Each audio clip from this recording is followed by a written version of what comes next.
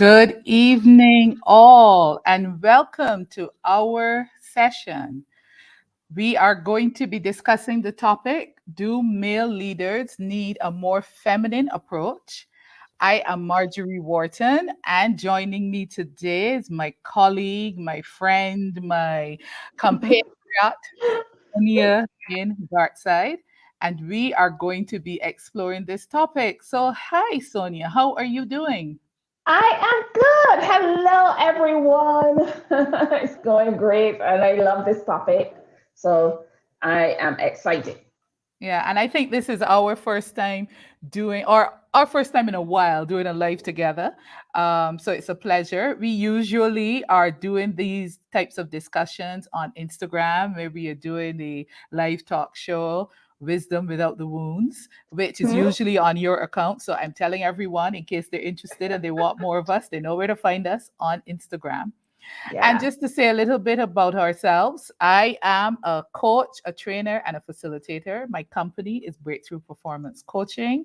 And so, usually, when I am doing these types of things, I am doing them through the company's page or I am doing them for LinkedIn Local Barbados. But it's always nice to be able to do it on my profile and to be able to do it with someone who is as passionate as yourself.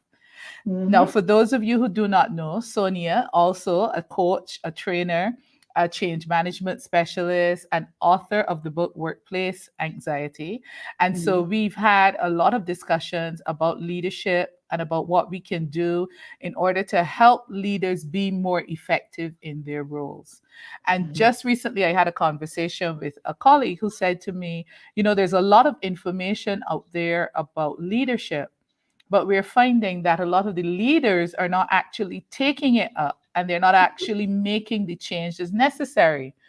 And Hmm. so that's why you and I keep doing these types of things to get the information out there and to really talk to people about the need to make the change, not just to know it, but to actually start doing it. What Hmm. say you? Yeah, I agree. In every area that I deal with, as you say, whether it's change management, whether it's coaching, whether it's diversity, equity, inclusion, leadership is such a critical factor in success. And Yeah. we're demanding more from our leadership, and people need to upgrade, upskill, and get the support they need to do that. So yeah, this is a Yeah. passion area of us for that reason. Yes. And really, if you're going to think about the definition of leadership, it really talks about you having a vision and then Hmm. you being able to influence people to help you make that vision a reality. And if we are going to be able to influence people to work with us, to get buy in, to get support, to get people to make change happen, particularly at a time where we're seeing a lot of people who are frustrated and burnt out, then it says that if you're going to be an effective leader, that you need to have the skills to connect well with people. Hmm. And so Yep. I think that really is a part of the starting point for our discussion today, because our topic is really about how you connect as a leader, how you are able to bring out the best in people, and what skills you are actually tapping into in order to do it. Hmm. Yeah. Now Yeah. you were the one who really brought this discussion to the table, because when we were talking about where we could start when we wanted to do these kinds of collaborations, you mentioned this topic and I thought it was so interesting that I thought we could start off with this. So what, if anything, made this jump out for you? Yeah, so it started because for Women's Month, I did a session on how to overcome gender bias at work. And it was so interesting when I was looking at, when you're looking at the statistics, that if you actually hired and appointed leaders based on capability, then more women would be in office. Women are the research all points to the fact that women are better leaders because they focus on empathy. They're better at empathy. They're better at looking at building relationships and focusing on the employees' well-being. And they're also pretty good. The research also shows that they're also pretty good at what is often associated with male, bold leadership and strategy and vision. And Mm-hmm. so it's amazing that when you look at the research, then there should be countless women in leadership positions, and they are not.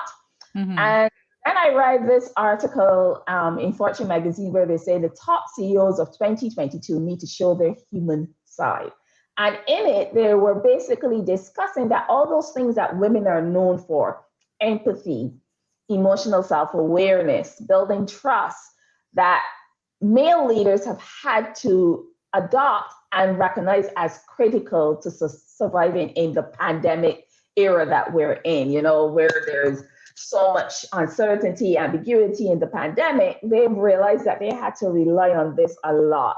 And so I thought this would be a great topic to discuss as to Yeah. why so many men all of a sudden have come to recognize an area that we always say, you and I, we are in leadership development. We've been doing it for years, and we always say that these are critical. And it's usually, yes, but it's given lip service. But when you have deadlines, when you're trying to build growth, it's one of the first things that go to the wayside.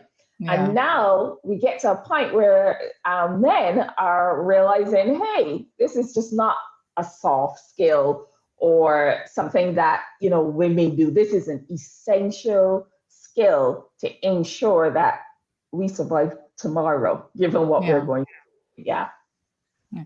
And so, because I had the opportunity to look at that article as well, and so in reading that article, it really jumped out at me that these skills, which are so critical to effective leadership, have been, I guess, denigrated or devalued Yes. all these years because, or, well, I shouldn't say because, but seemingly because they have been seen as things that women do and they're seen as soft skills. And if there's a male leader whose natural instinct is to do it, then somebody's telling him he's not making the tough decisions when he needs to Yes. be. The other bad side of gender bias, right? That men are Yeah. also penalized when they're tapping into that essential skill. Such a great point, Marjorie. Yes. Yeah. And so for a while, because one of the things I was remembering as I was preparing for this, I've been doing, there's a session I do with armed forces, police officers, and so on across the Caribbean region. And they are, as part of that, we talk about emotional intelligence. It's part of a leadership development program. And then there's a separate one that deals just with emotional intelligence. And when they are engaging in the discussion where we are talking to them about their emotions and we are saying, we as the facilitators are saying to them that you have these feelings and you have these emotions and it's happening inside you whether you are paying attention to it or not. They are of the firm opinion, absolutely not. No, you can't allow yourself to dip into these emotions. You can't have these feelings because if you're doing that, you won't be able to do your job well. And things like worrying about fear or worrying about showing care and showing concern for their officers, when you describe it to them as feelings, then you get a pushback and you hear them saying that no, that's not something that you can do, not in the forces. But then ask them if this instance happened with an officer, how did they deal with it? And they will start to relate the story that demonstrates there is some measure of caring there. But to Mm-hmm. call it that, it is seen as a negative thing. And so I think a big part of where we need to get to as well going forward into 2022 and beyond is for there to be a shift in how men practicing emotional intelligence are seen. So stop seeing it, as you say, as a soft skill and therefore if you do it you're a soft man, as opposed to saying that you are an effective leader. Yeah, it's something that I think men have been able to get away with not having it. So that's the first Mhm. thing that I took from this is that the pandemic leveled the playing field. Mhm. And so in the regular world, men can get away with not. Well, first of all, there's the side of gender bias, which is that men are not supposed to do certain things, which Mhm.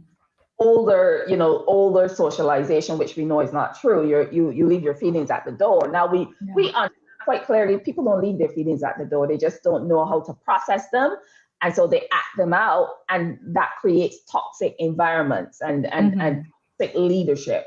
And we're beginning to see the signs of it and understand how it negatively impacts us.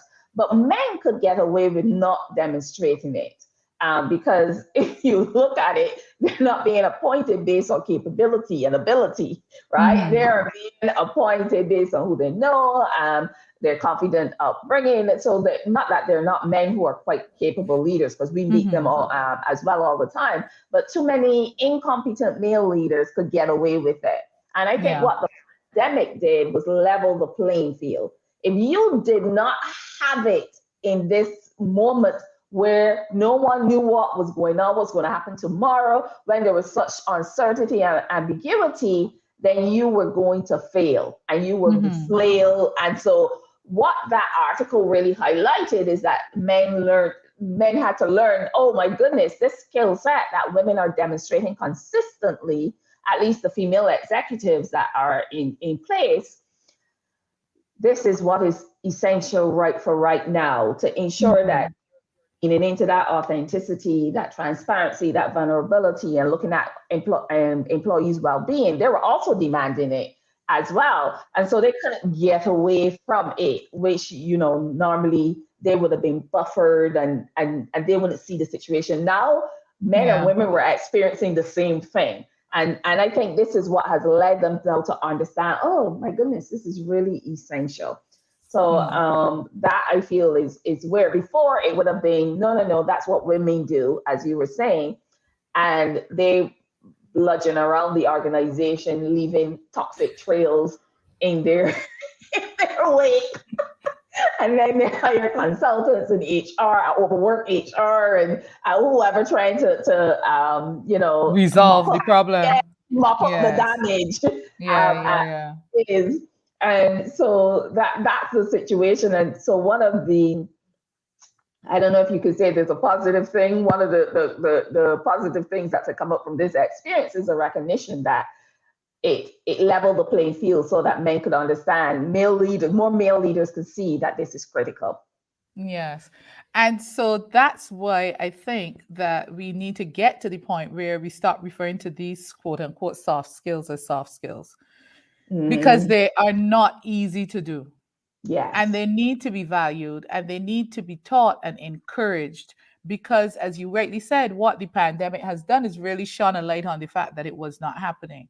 And so a Mhm. lot of the reasons why we have so many people in organizations who are feeling frustrated, who are feeling like nobody cares, who are feeling burnt out, and why a lot of the reason people are talking now about toxic work environments more than they used to is because you did not have a lot of those soft skills being practiced. Yes. And so Yes. Those. individuals just have come to the point where they're like, I don't need this.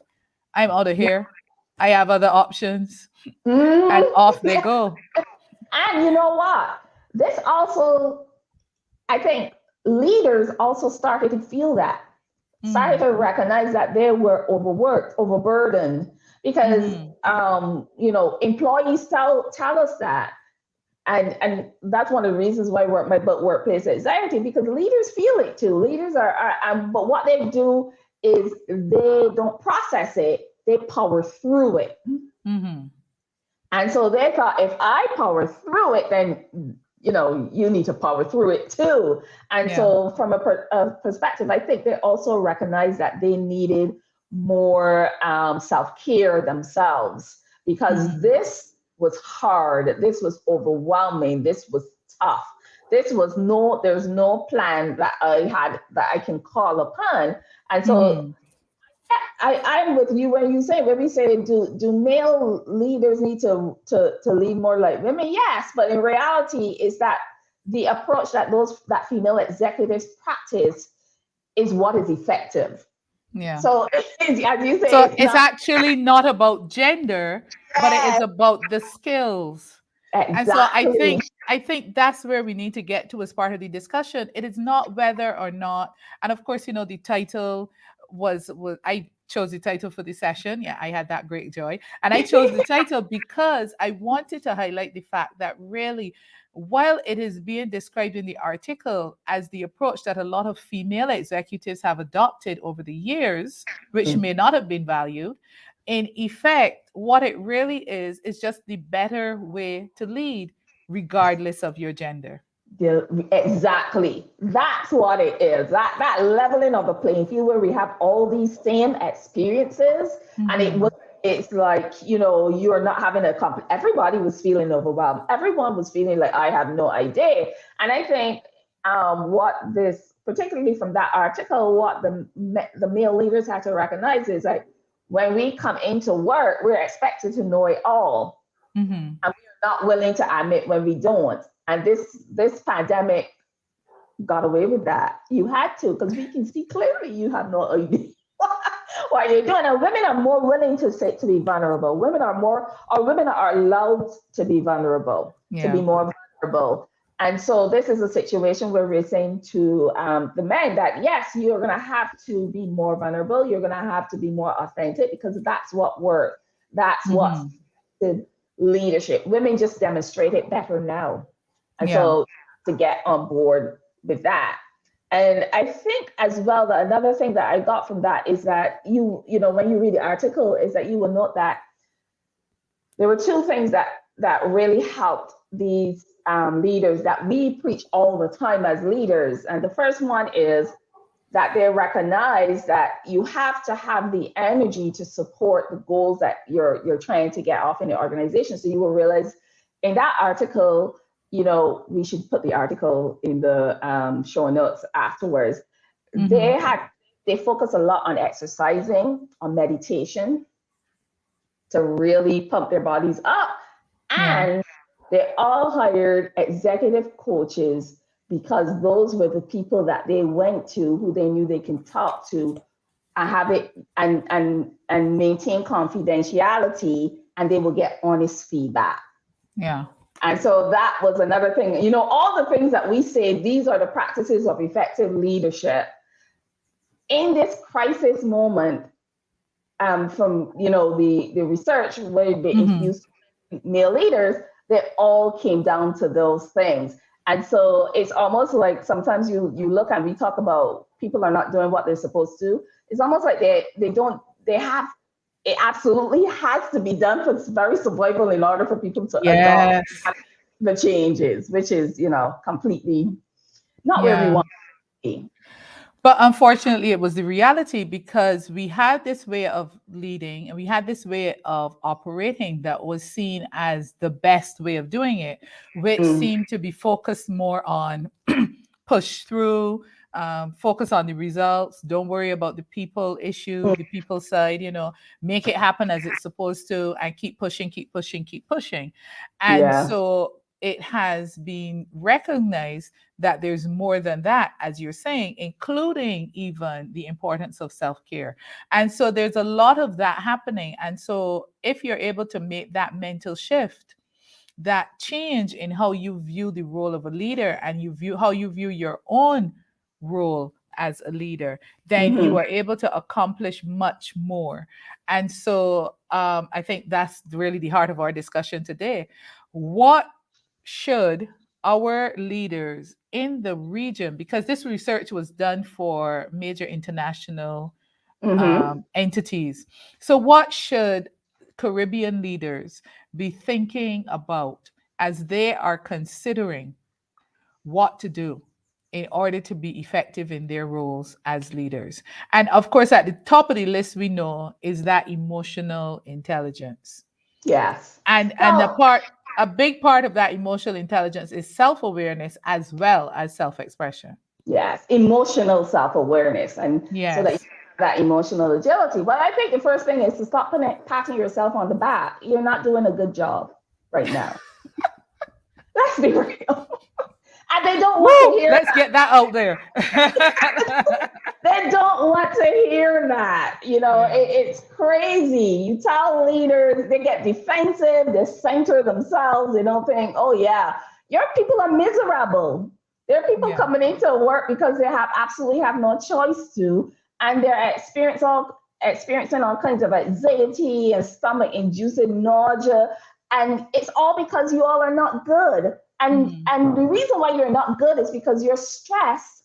You feel that you have a lot on your plate, but you don't want to put in the work to get better. Yeah. And I like that. I like that you've said that because then that brings us to the fact that very often in organizations, when leaders are thinking about what needs to change in order for things to be better, they always assume that it's the other people who have to change. That's what they do. They assume it's, and it's like, no, it's you. Yeah. Oh, the people don't want to work. They're hard. It's tough. It's you. Yeah. Your employees are a reflection. They're a mirror to hold it up. There's some people who say, when you meet me, I am a mirror. So if I seem angry, you are angry. If I seem Mm-hmm. upset, upset. If I seem aloof, you are aloof because I am a mirror. And I wish that leaders would understand that it's about leading people is not an easy task Yep. and it requires constant work to get better, and it's doable to get better. You have to be physically, mentally, and emotionally ready for leadership because it is emotionally exhausting. And Yeah. so if you have to treat yourself, you are an athlete, and there are too many leaders who are just caught up in, I just want you to do what I tell you. Mm-hmm. Yeah. I And just if only they would listen, if only they would do what I say to do. And the problem is that the people here don't do this or the people here don't do the other.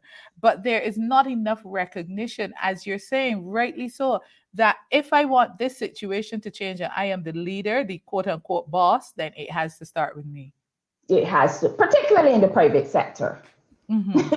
You know, the public sector is a different An is a entirely different different ball game. body of fish. We should say especially for the public sector because like sometimes when you're going into the public sector, you feel like you're a gladiator. She who is about to die salutes you. Okay, no, let me step in. Yeah, yeah, Definitely for the private sector. So that's the first thing. Admit you are not doing a good job right now. And that, yeah. I think, is a major mindset change that needs to be made for leadership to get better. And Yeah. leadership to get better is essential for the success of countries. Yes. Le- Especially leadership in the private sector is essential for the challenges that are about for us. Oh my goodness. And I And get especially, worried. yeah, Mhm. and especially now with all the talk that we are having about the need for innovation, the need for creativity. If you want people in an organization to be innovative, you have to create an environment that's going to allow them to be innovative. If Mhm. you make it the kind of place that people can't ask questions and they can't be wrong, and if you can't admit as the leader that you're wrong, then your employees can clearly see that you're Yeah. wrong, then you are not fostering a culture where people can try, fail, and then try again. So there's no way that you're going to have creativity happening in the organization. Precisely. So that's the first stumbling Mm-hmm. block. It's mental, a mindset shift that needs to happen where people realize because there's always somebody else. It's never them. Yes, it's you. Mm-hmm. So you start at home. Right here is me. I need to get better as a leader. This stuff is hard because I'm also, in addition to leading the team with people with varying needs, I Mm-hmm. also do I have my workload as well to, independent workload, and then I have to align everyone. And once you do that, once you realize, okay, I need to get better, then you will start ensuring that you get some exercise, you do the meditation, you get yourself an executive coach. Mm-hmm. You're a leader and you don't have a coach, then you don't know if people are telling you what you are. That's, of course, you're right right now saying, too much, I get too much truth right now. And you don't need any more. I don't need any more, but someone who But can give you, good advice. And that yeah, way you can customize how do I develop and yeah. what do I need to do and focus on that. Yeah. So I want to jump off from where you say that first one that you say about the self-awareness and recognizing that you're not doing a good job. I think the next one for me comes, or the first one for me comes straight from that you have to recognize that it is possible to do better. Oh yes, that yes. Because that we kind of take that for granted that you obviously know that, but it's interesting. I've met a lot of people in organizations who operate with a kind of fatalistic perspective that things are bad here and there's nothing I can do about it. So let me just, focus on my little corner of the woods and let me just do what I need to do in order to go forward. And And so, there are, okay. go ahead. Go ahead. Which part of if that's the executive team, then I'm worried. Normally, it's the people who are under the executive team, because the executive team up there thinking that they're not a problem, they're great, and And yes. And so I'm talking about people who are not in the executive team, it is the oh, layer okay, below them. But here's the issue with that. If the leaders who are below the executive team do not think they have the power to effect change because they can't have conversations with executive management, then can you imagine what's happening through all the other levels? It then right, means that the entire organization has this belief that nothing can change and there's nothing we can do about anything. And so wow. nobody is giving the executives the truth or the feedback that they need to know that they're not doing a good job. So sometimes the reason why they think they're doing a good job is they don't hear any evidence to the contrary. But they create that. So I'm gonna hear why I disagree with you, because I often say, and I say in the EI work, that the first line for you is your safety. Mm-hmm. That's priority. If you do not feel safe, then if you're courageous and don't and want to step out even though you don't feel safe, then that's good. But if you don't feel safe, if you're worried about keeping your job, if you're worried about keeping your sanity, then no, you're not required to inform them that they're doing a bad job. And that's why we have so many organizations literally bleeding, and Good operating and making. employees. Yes, they don't look at what they're leaving off the table. They look Mm-hmm. at what they're making, because if they look at what they're leaving off the table, they will fire the entire executive team. Mm-hmm. That's the reality.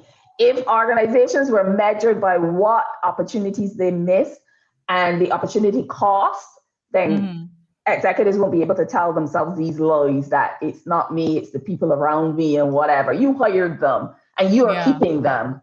Fix your recruiting and talent management system. That's in your power. So let me go back to where you and I disagree with. I agree with them. It is impossible to fix anything in this organization until your executive team is gets its head together. Now you can And I create in agree. your But you see, little hold world. on, hold on, hold on. But you see, for me, right, that is a two-pronged approach. The executives need to get their head right, but the people who are suffering also need to let it be known they're suffering. Now, one of my favorite sayings is that revolution doesn't start at the top. So the Well, people that's at the top, as far as wait they're a minute. Are we concerned, talking all is about well. I like All is this. well. Yes. So as far as they're concerned, there are no problems. All is well. Things are going along fine, and they're getting, as you say, they're achieving X result. They're not paying attention to what is not happening because people aren't Yeah. happy and how much more they could be doing. So Hmm. until we can get to the point where executives are great at creating the perfect work environment, I believe that employees have to collectively stand together and say, and I'm not talking about striking, I'm not talking about creating some kind of riot where you're misbehaving, but express it as a group. Let it be known that this is not working, this is the suggestion, this is what you want. Instead, what happens in a lot of organizations is a group of people will sit around and talk about the change that they want. We'll talk about the message they're going to take to management. And when one fellow says, okay, I will lead the charge, the others say, yes, I'm going to back you up. And when the fellow step up, the day of, and he look back, it's only him. Not one person behind, which is why I When he always look say, back, it's only him. And so, when the fella get up there now and he's saying, well, when he's saying yes. management going, well, who's I we? had listen. I had a coaching. I had a call about this very same thing today, where Yeah. I had to the leader. Of course, they feel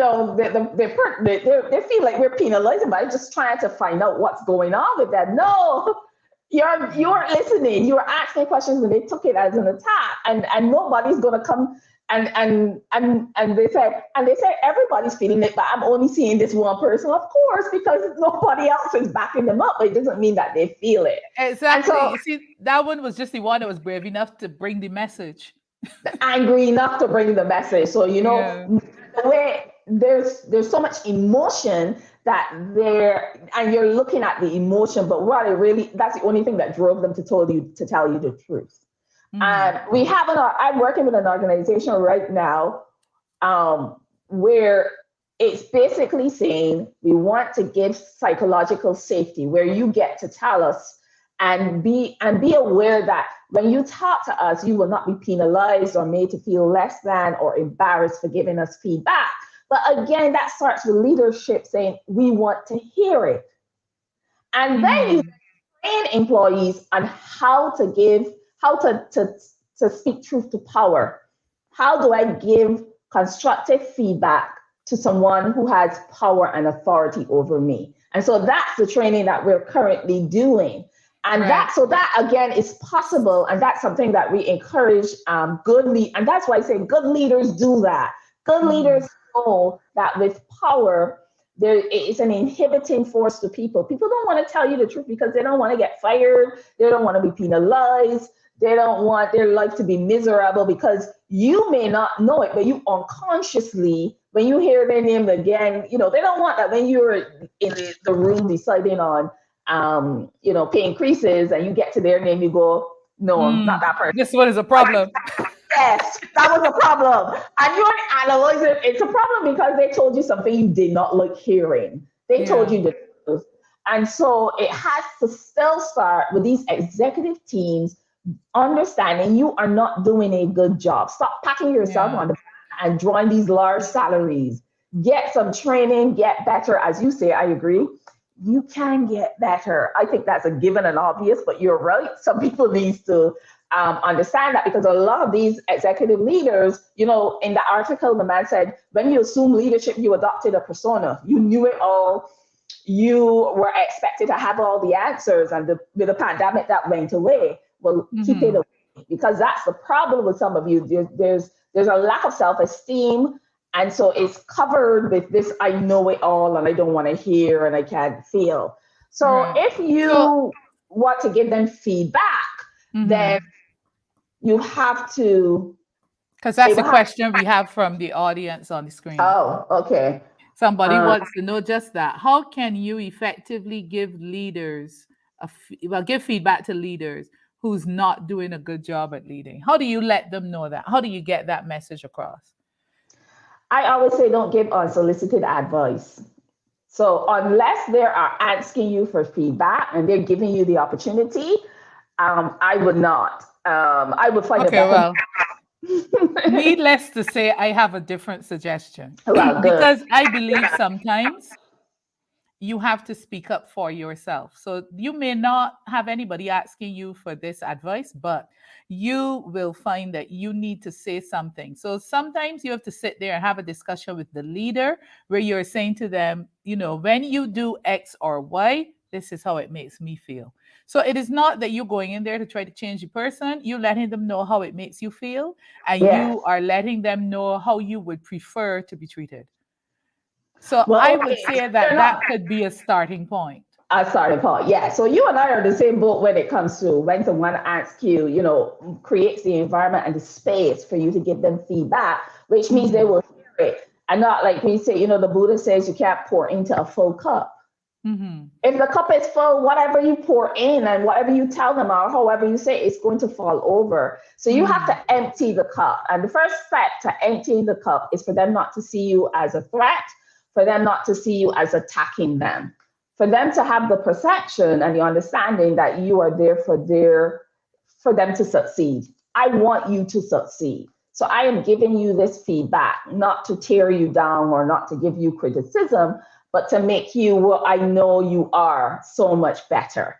And of course you can attempt to go that way. And sometimes that works when you look at when you have a boss and they're not a very good boss. Well, I've had that in the latter half of my when I moved to the States is when I discovered that. Mhm. or I usually have a good boss. You have to understand that even though I'm really mean and harsh on the leaders on the executive team right now, there's an understanding that you still it's a win, it's a relationship. So you have a part. Mm-hmm. And one of the key things that you have to do is to then have some compassion for the leader and understand just how difficult their role is and how difficult their job is, and create that environment where they will listen to you when you speak. And so Yeah. that's the first thing, because one of the key things that come out for leadership is to build trust. You got to work on building trust so that they can hear you. No one takes feedback from somebody that they think don't have their best interests at heart. So That's yes, true. I'm going to be nice and Thank you. Thank you for coming over to my side of the fence for that one. And yes, then I would jump in there and add then what maybe to give some advice to a leader who needs to create the enabling environment, because we always assume that leaders know what to do, and very often they don't. They have to now learn it, and sometimes they may know it in theory, but maybe they've never put it in practice. They mm-hmm. also can have the same fear of failure and maybe don't want to try anything that makes them look bad. So you can have people in the role who just don't know what to do in order to create the kind of enabling environment, or the environment you talked about, where you make it comfortable for a person to come to you and give you feedback. Now, when I'm training leaders, I always say to them that you always want to be open to receiving feedback, because if not, and I like to use this analogy, if not, there will come a day where you will be running off a cliff and your employees will happily stand there and watch you go away. You know, he shouldn't have done that. But if you don't listen when they share information with you, they'll Mm-hmm. stop sharing it. So when they see that you're about to go over the cliff, they won't tell you because you don't listen. So the Yeah. number one thing I believe for any leader to be effective in their role is you have to improve your listening skills. Yes. And we know, because we both leaders, that there's so much going on. Sometimes it's like, continuing analogies, it's like drinking from a fire hose as a leader. Hmm. So much coming at you, and people need things from you. And you're like, oh, there's only so much I can do. And we understand Mm. that. But that is why we say clarity is essential. Clarity is key, because often what employees are asking for is some clarity here. What is my role here? And they don't often say in that way, where you and I are very trained to give constructive feedback so that we can manage first of all, we can identify our emotions, Hmm. recognize, okay, I'm feeling frustrated here, and then we process it. Why? What's a constructive way forward? And then we can approach a leader, even if we don't have any power to articulate what we need. I would like some clarity here as to what my role is in this particular project or in this situation. Or Hmm. here is the 11 things on my plate. I like some clarity. If you could help me figure out how to prioritize so that I can know which ones absolutely need to be done first. So we have those words that we can utilize. So Hmm. leaders sometimes don't have people who can do that. They don't say, I'm overwhelmed and everything is a priority here and I can't figure out how to prioritize. They'll just say, this is just too much. We are being asked to do too much here at one time. That is a cry for help to prioritize, but they don't say. And as Hmm. you have to listen and recognize and translate the message so that Yeah. you can address not the symptom but the core problem, right? Yeah. And that's hard to do, which is why we say you need to exercise, you need to meditate, you need to get yourself a coach, because a Yeah. coach will help you in a very nurturing and developmental way to get to where you need to go to get better. Hmm. Your Yes, I employees like that. are not there to make you a better leader. That's not their Yeah. role. And they're not there to see you fall apart either. you know, they're they're looking to you for guidance, they're looking to you for inspiration. They're not looking to then have to measure themselves and say, how do I make you a better leader? That's not their role. That's Yeah. yours. Your Absolutely. board. Yeah. And so that's what we need to do. Okay. And so another big thing that I would say for leaders is to Recognize that it is okay if you do not know. It is okay to say that openly, but then be prepared to go do something about it.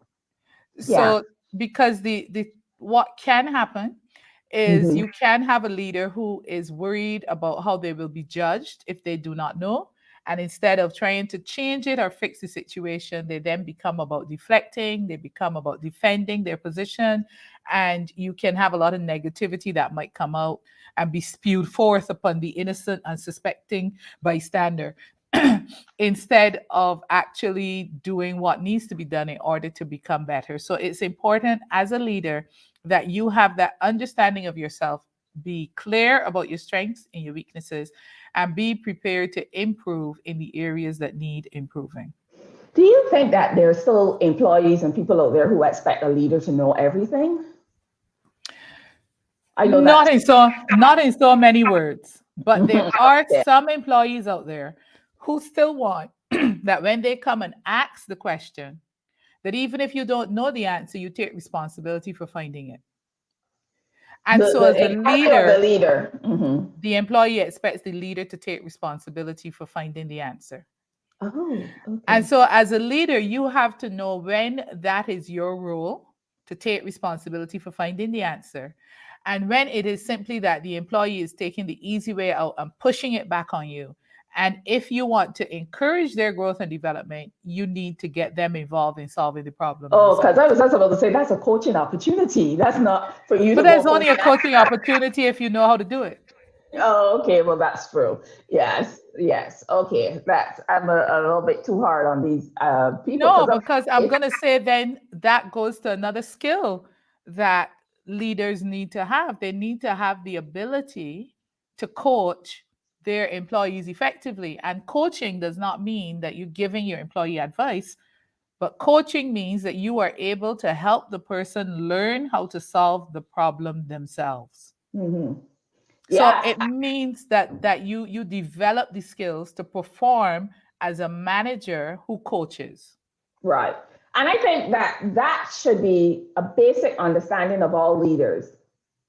The issue, the difficulty comes in recognizing the opportunities in the moment and recognizing whether this is a moment where I pull, where is this a coaching moment or is this a moment where I say, let me think about that and get back to you? That's the difficulty, but not in understanding that there are coaching moments and that, if employees at this stage is coming to me to ask me to, the answer to a question is either a coaching moment or a recruiting problem in my mind right away.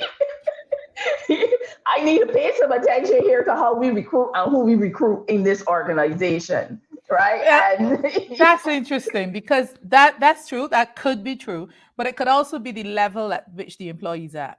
Because yes, when we talk about effective delegation, we talk about the fact that there is a stage where the leader still has to hold the employee's hand at the beginning, depending on what level they're at, depending on the level of experience they have, and so on. You still need to hold that person's hand as you help them to grow and develop well, capabilities. yes, you are correct, and it may be above the employee's authority level, so it can be Hmm. that this is not at my level, so I need you Hmm. to on it. Yes, so But as I usual, like it's But I contextual. like what you say though about it being a coaching opportunity, because Mhm. then the issue there is for the manager to be prepared or the leader to be prepared by making sure that they have the skills to do the coaching effectively in the coachable moment. Yes, it is. Which is why when you're a leader, it's a constant ongoing learning. You're continuously learning and unlearning because we come. I always say to people a lot. There's a lot I had to unlearn as a leader to make room to learn new things, and so it it frustrates me when I see lazy leaders who are not constantly upgrading and learning their skills and then want to push it back on to these people who are not doing their job. And they're not doing their job because you're not creating the systems and the environment for them to thrive. You're not Hmm. creating a learning organization for them to understand that I have to learn. you're not given training to help them to understand that your job is change. Whether you're the maid, the marketer, the finance director, your job in today's world is change, to adapt to the situation, to be flexible, to be nimble, and so that when there's uncertainty out there, not to retreat for safety, but to look for opportunities, to lean in and look for opportunities, because that's where survival and thriving is. And Mm-hmm. so you have to, and employees don't organically come to your organization with that, with those skills. You have to have a training and development team or person or HR, whoever is handling that, who is creating and building those skills within the organization. And that's only going to happen if you start to develop and train your skills for you, because then you Mm-hmm. will look for it in your organization. And so it's an essential component of it. So if we all started down this road of me going on where you ask what is it that they need to change their mindset, and it's very easily doable. And once they have changed their mindset, then what they will go on to do is to really start learning and unlearning. And then Mm-hmm. once you start learning and unlearning on that, in that continuous journey, then you're just going to get better and better. Yeah. And that's important. That's what we need now as we think about our organizations now and where they need to be in the future. Mhm. So I think we've had a good discussion about leadership and about some of the skills that leaders have. What, if anything, would you say is, or are there any other um, skills that you typically see from women that male leaders want to consider as they build their portfolio of capabilities?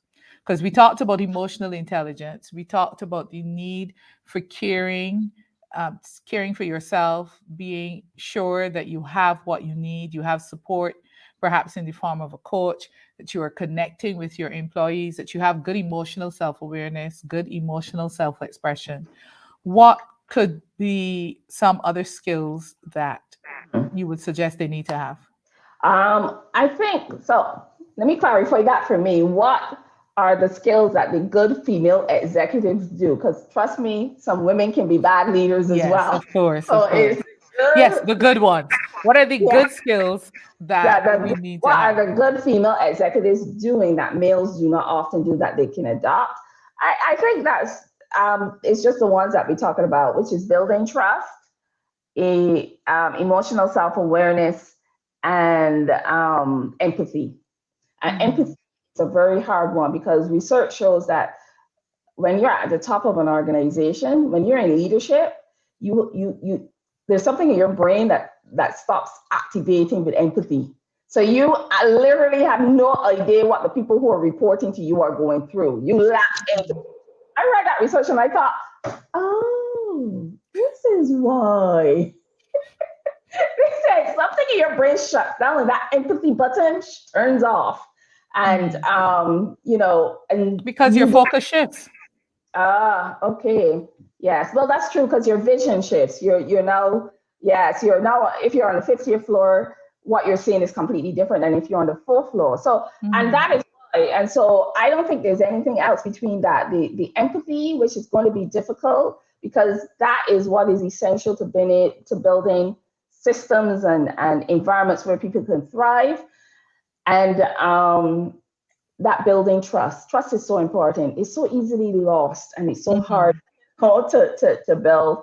So I think those are the ones that are very capable. You can't really do too much when you're trying to grow and develop. You've got to take them one at a time, I Yeah, feel.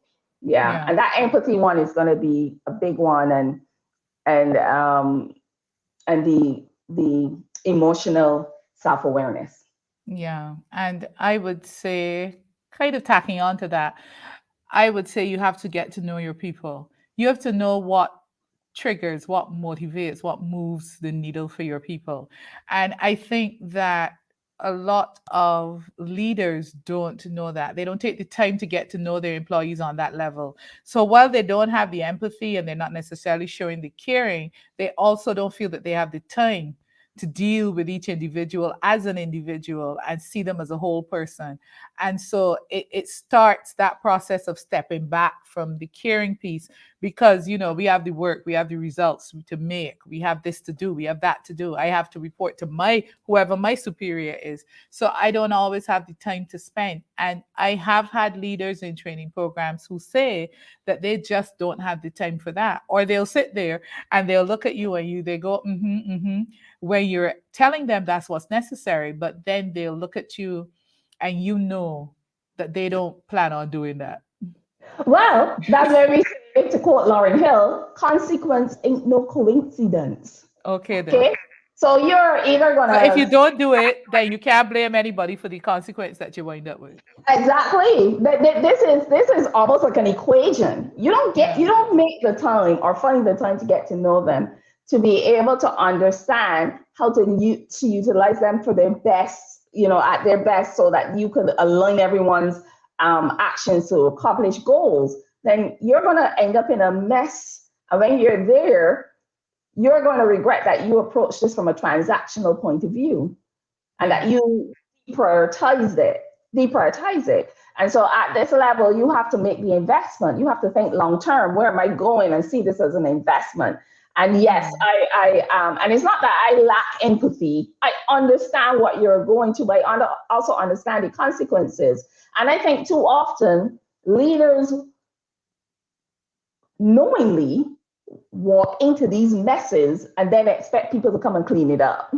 And so Mm. it's no, let's be clear. You didn't find the time, and this is a result. And so this Yeah. is going to be messy. This is going to be hard, and nobody's coming to save you. So let's get on board and let's do it. And so Yeah. that particular group, and I'm not talking about the great leaders out there, the ones who make the effort, the ones who do it, who find it hard, and they're constantly striving, and they may miss sometimes, but they get back right in there. I love those leaders, because it's not about being perfect, but it's trying to do the right thing for themselves, Mm. employees. Those, cheers for those, and those are great examples, and they're not often recognized enough. Yeah. Mm-hmm. And I would add that a lot of what we've been saying this evening, we've been talking about the executive level leader. But I Mm-hmm. want to just add that this is also applicable for the middle management leader, and it is applicable as well for the supervisor. Mm-hmm. Because very often supervisors have a title, but they don't have the power to effect a lot of the things that they are responsible for getting done. Mm-hmm. And so that is where leadership has to come in a lot for people at a supervisory level. You have to develop that ability to connect with people. You have to be able to understand them. You have to be able to encourage them and motivate them. And if you're not able to use those emotional skills, those quote unquote soft skills, then you find that you have great difficulty in fulfilling your role, unless you're going to be constantly saying, well, you have to take this person to the manager, or you have to report them, or you have to write them up. So Mm-hmm. leadership is an important tool for anybody who's at a supervisory level as well. Yeah, yes, that is true. Mhm. Because people leave, managers and supervisors, leave the organization. And I love those people at those levels who shield their team. They Mhm. create that great environment for their team. They take the brunt of, Mhm. they're at the executive meeting trying to persuade everybody else to adopt what they're trying to do, and no one takes them on. So we say kudos to you as well. I really appreciate those leaders when I see them, because I know how tough it is out there trying to get others to adopt those important practices and behaviors that we know work. Yeah. Okay, excellent. So we have 5 minutes remaining in our discussion, our allotted discussion time. And so as we are wrapping up, what would be your closing comment to the leaders in our audience who are out there trying to decide how they're going to implement all of these skills in order to be more effective in their roles? Well, I think once we start understanding that you're not perfect. Nobody is. You're a unique, beautiful individual, but you're not a perfect leader. So you're trying the best you can, but acknowledge that you can be better. And once you have that open mindset, that curious mindset on how can I be better, the answer to that question will lead you on the right path. And Yeah. also hire a coach and make your organization invest in hiring a coach for you. Yeah. Absolutely. Totally agree with that. Hmm. And my closing comment would be I think maybe you just stole mine, Sonia. So my closing my closing comment would be yes, you need to start with the right mindset. You need to understand and be open to change and being the best that you can be. And I would say to recognize that the answer to the question of whether you need more of a feminine approach to leadership, if you're a male leader, the answer is that it's not about gender, but it's about the skill. And so those skills that are called soft skills are really sometimes the hardest skills to actually adopt and implement. And they are the ones that are most important if you're going to be successful as a leader who is going to really create change and get your employees to be happy, fulfilled, and productive. And So, that is so yeah, true. Like, especially I deal a lot with technical people who are brilliant and IQ wise, but and they shy away from this emotional intelligence because it's just so hard for them. yeah, And it's really, and you have to say lean in. And when you're accustomed to being sure, when you're accustomed to knowing your stuff, stepping hmm, out into the unknown and trying to adopt something else is really scary. yeah. And so just be a courageous leader. And a courageous leader is like, even though I don't want to look stupid, I don't want to look like I don't know what I'm doing, but in order to get better, I'm going to have to go through this. Yeah. Yes, absolutely. All right, Sonia. So tell the folks who don't know, how do they get in touch with you if they want to reach out to you? And where do they find your book? Oh, okay. Yes. Well, you find my books where any books are sold. The usual spots, whichever you buy your Kindle book, that will be where you will Right. And the find book is called Workplace Anxiety. how to, let me bring it over here. Workplace anxiety, how to to refuel and re-engage, because that's what's essential in today's world. And how do you find me? Follow me here on LinkedIn, or on Instagram at Sonia Gartside is my handle on Instagram. Yes, and your website page where they can subscribe for your newsletter if they want to. What's your website Oh, address? SoniaGartside.com. All right. And if you want to reach out and get in touch with me, again, like Sonia said, you can follow me here on LinkedIn if you're not already doing so. You can follow my page, Breakthrough Performance Coaching, here on LinkedIn. I've just set up a page on Facebook. I had to set up my Facebook account again. So you can look for BTP Coaching 246 on Facebook, and you can follow the page and keep up to date, because we want to have more of these conversations as the year goes on. We want to be able to talk more about what leaders need to do and what organizations need to be able to facilitate in order to create an enabling environment. So look out for our future discussions. Follow, come join us, share your comments on the pages, share any feedback that you have, and also share any questions as you reach out and get in touch with us. Excellent. Yeah. Yeah. All right. So we've had fun talking about this topic, and I think that we've thoroughly answered the question. Remember, gentlemen and ladies, it's not about gender, but it is about leadership and being effective in using those skills that will make you most successful as a leader. Thank you very much, Sonia. My colleague, Sonia Lane Gartside, myself, Marjorie Wharton, we are signing off. It's been a pleasure being here. We will see you the next time we have one of these sessions. Okay. Peace, my people. Bye. Bye.